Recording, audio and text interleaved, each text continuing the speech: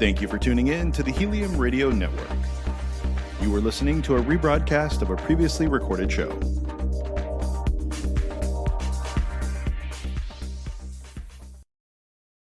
Peaceful Warriors Wellness.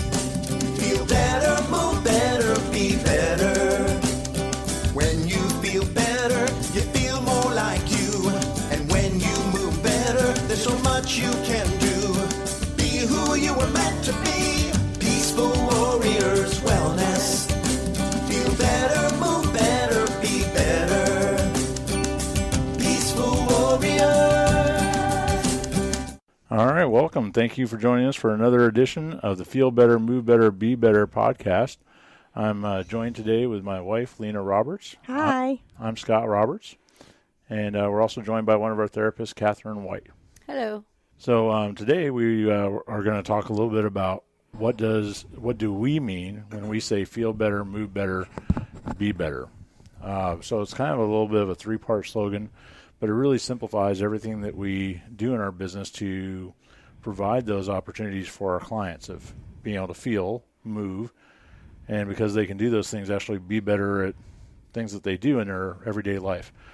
So let's talk a little bit about feeling better. Yes, we all want to feel better, especially after the holidays or before the holidays. I feel like that's whenever we eat really, really bad, and Valentine's Day is coming up, and so so we'll get into some of the components about what contributes to that here in a few minutes, as far as helping to relieve and alleviate or to prevent not doing that. But there's a lot of things that people have going on that are interfering with their ability to feel better. They include stress. Mm-hmm. Yeah. As a primary factor and concern for that, whether it be trying to be a good parent, trying to figure out what you have to do at work to meet deadlines and goals and objectives that you may have set out before you. And for Valentine's Day coming up, the stress of either getting something or not getting something, or what society says that you should do. Like have a Valentine. Yeah, if you don't have a Valentine, it's a really stressful time. Yeah. But it could not be. But some people really have a hard time. So, with what do you it. think is more stressful, having a Valentine or not having one? Having one. No. You can tell what I have. My new thing that I'm doing is everyone's my Valentine. Yay. Yeah, love is everywhere, and But then love comes from everywhere. It sure does. Yeah, and we should be able to love outwardly as well. You know, Scott, I was thinking that I think a lot of people tend to, their bodies start to change and to the range of motion and different things start to happen. And I think we tell ourselves, I must be getting a little older, and we just kind of decide that this is how our body is supposed to be, and I'll make the best of it, which is great, except for that there's so much more out there. Well, and age is not, the only contributing factor. No. I won't ever say that it doesn't have any impact, because obviously there are factors that become a little bit more complex as we age. But there are 90-year-olds that are out there still running marathons. Sure. Mm-hmm. What's his excuse? Or what excuses did he not allow for? What choices did he make along the way that allowed him to be able to do something that he enjoys doing, even at such a ripe age? So I'm all about understanding where people are currently at. Yeah, but where if they you are.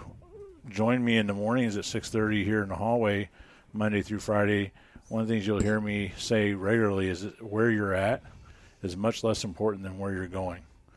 So if you're planning a trip to Hawaii, you wouldn't be focused on St. Petersburg, Florida. You'd be focused on Hawaii. You'd be focused on maybe stops along the way. If I stop in California or Washington before I have to make the trip over to Hawaii, right, because you're going to make connecting flights, do I want to stop there? Do I want to spend any time looking around at those sites and things that are in those areas, or do I just want to go from one plane to the next and get to Hawaii so I can enjoy more Hawaii? But you're not thinking about St. Petersburg, Florida anymore. And so that's kind of my point when I'm out here trying to help people move better, which will be the second part of what we talk about. because getting to where you want to go is what you have to focus on, not where you're currently at. You know, and it's real easy for us to get stuck in where we are because it's identifiable, right? This is where I'm at. Right. You know, I'm 51 years old. I've sprained my ankle. My ankle hurts. I've had an open heart surgery. Oh my God. Those are all real life things, but do they define me? Only if I allow them to. So it's really important to go into some self-care habits and to stick with them. So we've all made these resolutions at the beginning of the year. It's now in the middle of February, and most people have abandoned those resolutions about a month ago. Me and Dory are still walking every day. Well, that's great. Well, not every day, but most days. Yeah. Yeah, I heard somebody say that in the month of January they go to the gym and they can't get on any equipment. By the first day of February, the gym is empty. Yes. Right. And the people that are serious about it are still going. Yeah. But yeah. The biggest mistake people make with these resolutions and programs is that they go all in at the very beginning. They're all excited, and they overdo certain things. They forget to get back to some of the basics of movement. But one of the things I'm really excited about is this new movement program that I've learned just last weekend, and trying to help people get back to some of those more simple movement patterns and being able to progress past that. So it's really exciting. But feeling better can include a lot of things. Eating healthy is a huge component. What you put in your body is probably the most important part of your wellness. That, every wellness starts from the inside and goes out. Oh, yeah. It makes a difference on the health of your skin. It's the and whole your package. complexion. Yeah. It also, believe it or not, even as satisfying as all these high sugar and high salt foods are, and we have emotional attachments to them, they have rewards associated with them. We were Immediate told as kids, gratification. if you do a good job, you can have a cupcake, right? Mm-hmm. Well, yeah, hook me on some of that sugar. I'd like some of that, right? And so you learn at a very early age that sugar is a positive. It's good. You did something right and nice, If you have to eat healthy, oh my God, it's almost like a punishment, when it really should be just the opposite. But really focusing on your diet really makes you feel better and gives you a better outlook, and you don't feel so bloated. You don't feel so heavy. Obesity is a big problem in our country. A lot of people are more than 50 pounds overweight, and that's an epidemic, really, when you stop and look at it. So the next part of it is not just what you eat, but what you drink. So there's no substitute for water. That's right. None. Don't get me wrong. People enjoy their coffee and their teas, and that's better than soft drinks, but it's still not water. But anyway, those are some very important components to feeling better. Obviously, massage therapy. What types of things do you do with your clients in session, Lena and Catherine, with the intention of helping people feel better? Well, I do talk to my people about their water intake because, dehydration starts from the inside out. We all of us are guilty of it. Even the ones who, I would say, drink quite a bit of water a day, we just don't get enough of that in us. And, I talk to my clients about it, and especially clients I've had for years and years, and they, we still go round and round about a little bit about, how's your water intake? Well, I'm how much is enough? And I know it varies depending on activity and things of that nature, but what should the average person drink? Well, they say half of your body weight in ounces is a good average, but that's to me, if you will just, no matter what you're drinking, up your game, a fifth of what you're drinking, up your game until you get used to doing that. And then once that's a natural thing, everyday thing, go up another fifth of what you're drinking, and keep adding. People have a hard time with this major boom change. They'll do it, like you said, the month of January, but it's not about making the change. It's about keeping the change lasting. It's the long haul. It's not the sprint. It's the marathon, as they say. And major changes people don't tend to stick with as much as making just a small life change. cutting back a little bit on your portions. Right. Don't put yourself on a major diet necessarily. And I'm not a nutritionist, so I'm not trying to go from that avenue. But, cut back a little bit on those portions. Add an extra glass of water a day. Those simple things can really change. Water will change your life. It will. And it's almost impossible. I mean, you can do it, but you can't overhydrate. Right. The worst thing that happens is you go to the bathroom more often. Actually, that's a fallacy I've read. That's a good thing, really. I mean, you're gonna start losing water weight, and the reason being is, as long as your cells are dehydrated in your body automatically starts to retain water. It holds on to water weight. So the more water that you bring in, guess what? The more water your body will release and get out of your system and stop holding that weight. So it's a really good thing. You just mentioned something about portion sizes. How many of you out there were told as a kid, clean your plate? Finish everything on your plate. It didn't matter how much was on that plate. Yeah. You could have gotten a huge hunk of food in there. Yeah. And we're all taught you have to finish your plate. And if you do finish your plate, then you get dessert. Yeah. Right? So now you've overeaten, and now we're going to add dessert. So, again, the whole, it's a social aspect. And the portion sizes, if you look at them in the United States versus most other countries, if you go to a lot of other countries and you go out to eat, they don't get the plates that we get here in the United States. We're taught right from the get-go, all of our restaurants are taught, feed them. Give them plenty of food, and if you don't, then you get all these negative reviews on how small the portions were. Yeah. And when people give a good review, they'll go, "Oh my gosh!" And you wouldn't believe the size of the amount of food that they give you, and that's a good thing to us. We always think that, well, and then you think you're getting value. The other important part of that is if you're getting these large portions, it's okay to get a to-go box and take that part home with you. All right, so I mean, it's okay to take half of your dish home with you and have another meal later. Just bring your own to-go container instead of getting a styrofoam to take with you. Little my own personal. That's another discussion, obviously. But there's all sorts of practices for that. I personally don't carry a purse with me, so putting to-go containers in my pockets doesn't seem like a very good idea to me. And I'm all for being ecologically friendly and stuff like that, and I wish that there was other alternatives to styrofoam and plastics and all the things that we use. But let's just be honest, every single one of us use plastic objects in our life every day, so we're not going to get away from it. It's hard to get away from. But that's a totally different subject than what we're talking about. Yeah. So the next segment that we're going to cover a little bit is move better. How many people have you worked on and treated in your practice here or outside of here that have postural issues that really interfere with their ability to sit for prolonged periods of time, to stand up from a sitting or laying down position, to just walk down the street without hurting? Well, I would say when somebody comes in to see me, whether it's the first time or I've worked on them many times, usually they always start out with neck and shoulder issues, that I'm stiff up here and all of that. And, with everything that we do nowadays, if you think about it, we're pretty much always looking down slightly. We're even if we have a desk where our screen is up high, we're still on our phones. We're looking down to right. We're eating, looking. That's the same way. There's just it's innumerable the amount of things. As soon as you go to school, you're put in one of those desks. Yep. From the beginning.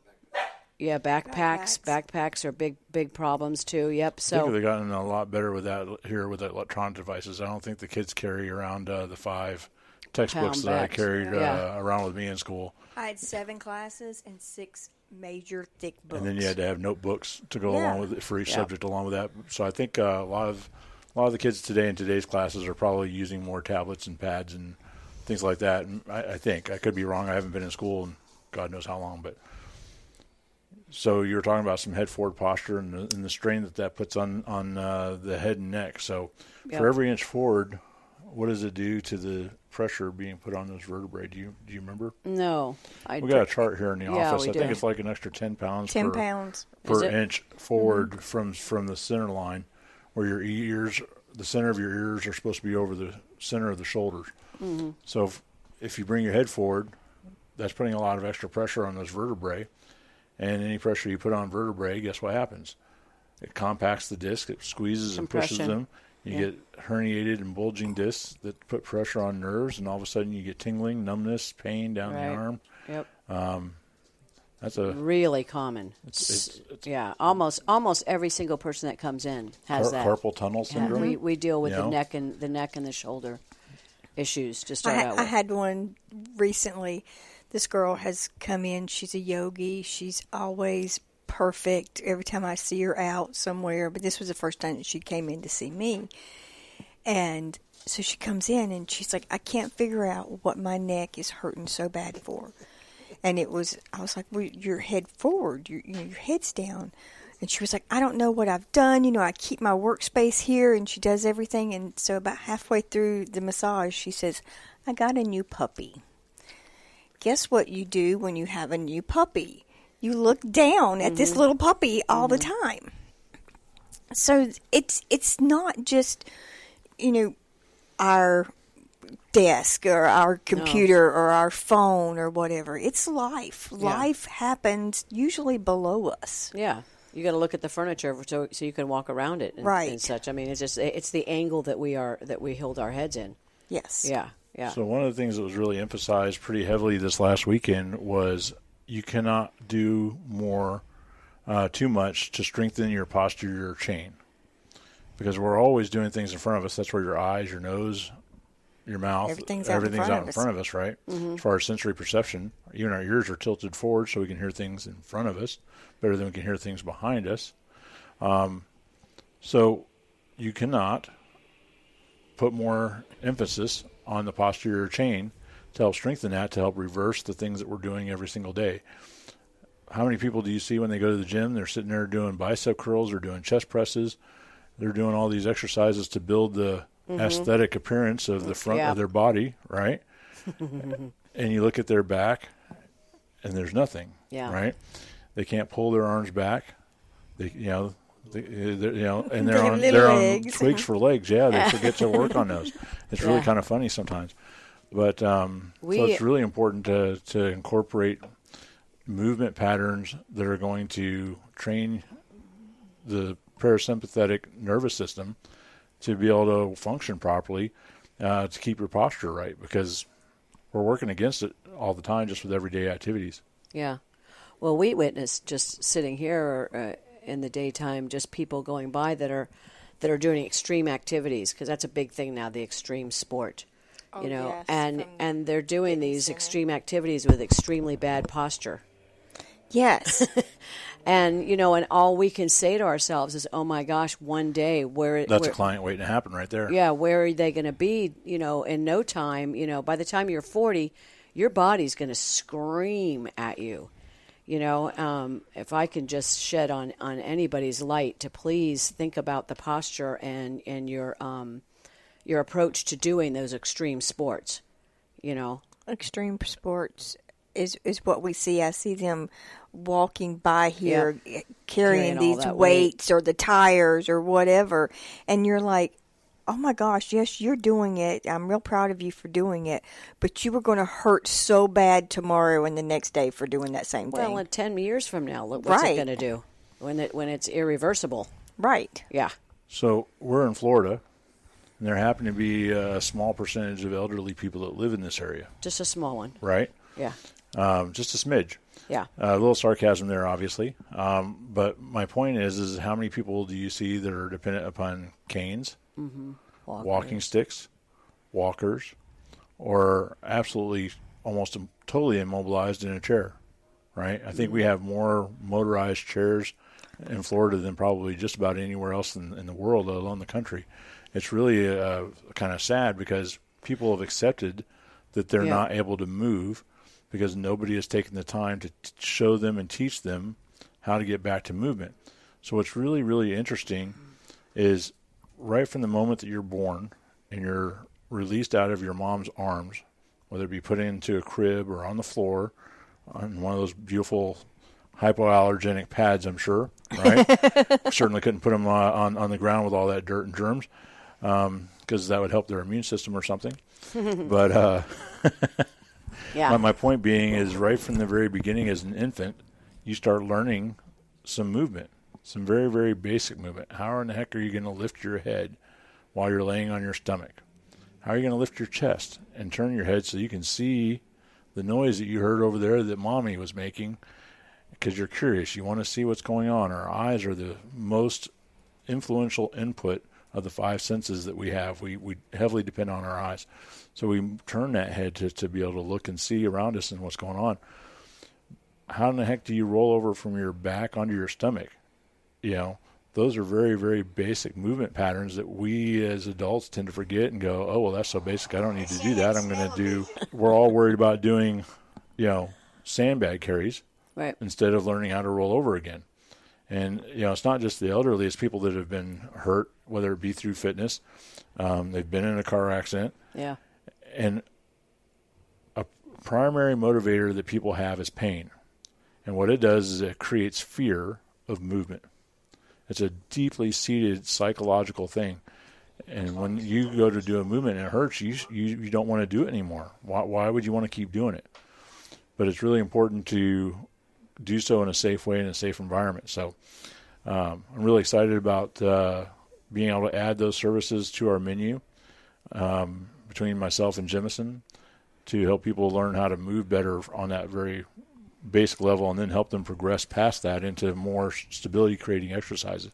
Well, that goes back to what I was saying to you is that I think a lot of people come in and that I see that say, you know, they think this is as far as their body can move or their range of motion is going to be until they start having some work done and they start realizing, wow, this isn't where I live anymore. I don't have to live in this place with this lack of ability to turn my neck in my car even. People talk about that a lot. Blind Yes. spots. Yeah. You know, people don't even realize that just some basic stretching that, you know, you can do with us to get you started. And then we have the straps and stuff here at the office that you can take home that can help assist you to get some of this stretching, because stretching is so important.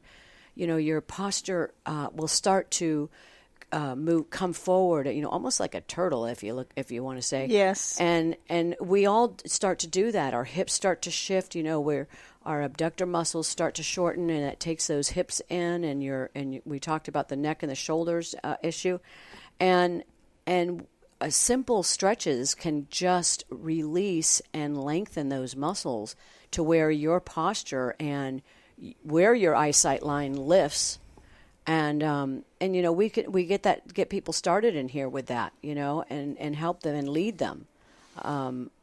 You know, to me, stretching is a huge, huge thing for better health. It's very important.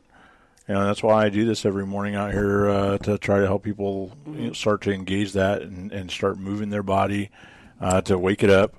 It really sets your whole day right from the very beginning to get your mind, you know, the neurocenters in your brain functioning and aware.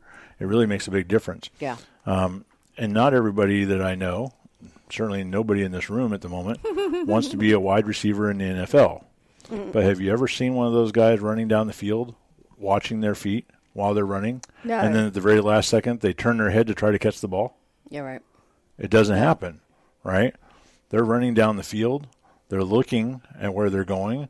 Some of them are turning their head over their shoulder while they're running forward, looking back to wait for this ball to arrive so they can extend their arms and catch that ball in their hands. You know, and my point is you do not have to look down at the ground or the next 5 to 10 feet in front of you unless, of course, you've lost your ability to maintain balance and stability in your body and you're worried about that little tiny crack tripping you up. And that's one of the things that older people are very afraid of, Right. is tripping on something and falling. You know, so it's really important to get that balance back in your core to help strengthen it properly. And we happen to know two very qualified people to help you do that here, so it's really great. So that brings us to the. Did you have something else to add on moving better? I just think all of us kind of work towards that. No, I'm not trying to exclude you from Yeah. that in any way, shape, or form. Each of us have different things that we excel in or have spent more time in working towards. So that's why I said it that way. I wasn't trying to negate what you were able to do. So anyway, after feeling better and moving better, you get to be better. You know, and as I mentioned and kind of alluded to at the beginning of this, you know, who doesn't want to be a better parent? You know, who doesn't want to be quite so moody every single time somebody asks for something, right? And if you're able to function better, your tolerance improves. So being a better employee, being a better manager, being a better boss, a better owner, a better insert title here, realtor, you know, whatever it is that you do, I think would be pretty important to each and every one of us. Yeah. What do you think, Definitely. Lena? You've been very quiet this podcast. I have, everybody wants to feel better, of course, but feeling better is such a commitment. Mm-hmm. You know, you It's do. It's a personal thing. It is. It is and it is a commitment to yourself to feel better, because as much as we want to believe that those beautiful shoes or that person or that dog makes us feel better, it's not. It's us. It's we are who makes us. Comes from within. Yes, it does. And so in order to feel better, you have to commit to yourself that you are going to do these things to make you feel better. And like we were discussing this morning, when you go on, a lot of people, myself included, when you go on that, quote, diet, a couple of days, a week into it, I feel like crap. My stomach's all messed up. I just don't feel good. And I have always thought that I think I might be getting the flu or whatever. I'm not. It's all of this crap detoxing out of my body. It's being forced to use that crap that is stored. And so it's hard to feel better a lot of times, to get to where you feel better a lot of times. It's much easier to eat that cupcake. It is. And, you know, it's easier to go through the drive-thru than it is to plan ahead and have your meals prepared and to know what it is that you're eating, as opposed to picking something off of a menu board. That's usually faster, less expensive. It's just really easy to do that and to be in that habit. Oh, there we go. That's our bell. It's time for us to end. As you can tell, somebody walked in the door, and our office mascot is Dory. She's a little 13-pound miniature dachshund, full of terror. She inspires fear in everybody when they come in the door, of course. Actually, everybody loves being greeted by her. But thank you again for listening to another podcast, the Feel Better, Move Better, Be Better podcast. As we put it in that order for a reason. And we're located at 19 Dr. Martin Luther King Jr. Street South. It's Peaceful Warriors Wellness Center in downtown St. Petersburg. Our phone number is 727-822-8866. You can also find us online at www.peacefulwarriorswellness.com. And you can see Scott every weekday morning at 6:30 a.m. on Facebook Live on our Facebook page, Peaceful Warriors Wellness. That's Monday through Friday. Monday through Friday. Great. Have a good day. Bye.